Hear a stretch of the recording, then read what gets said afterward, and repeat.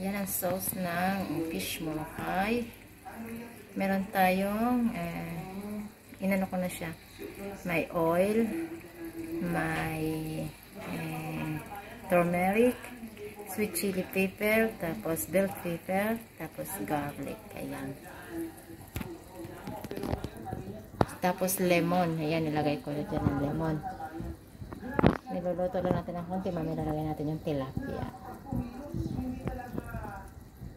Diba? Ito na guys. Ito yung lagay ko ng tilapia. Ayan.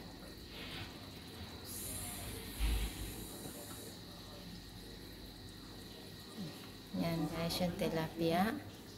Then tatakloban lang natin siya. Tapos lalagyan natin yung kusbara. Ayan. Ayan guys, kumukulo na. Lagyan natin ng asin. Ayan, depende po yan sa panlasa ninyo.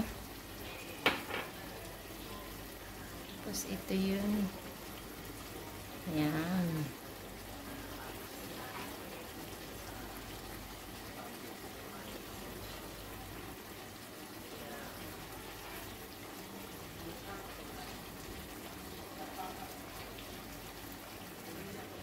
Bye. Ayan, takloban natin. More 5 minutes, luto na siya.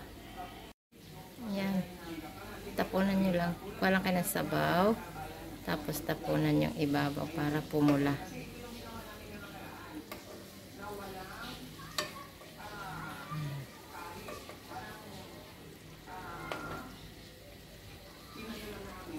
Kung kulang sa panlasa nyo ng asin, dagdagan nyo na lang. Ayan guys.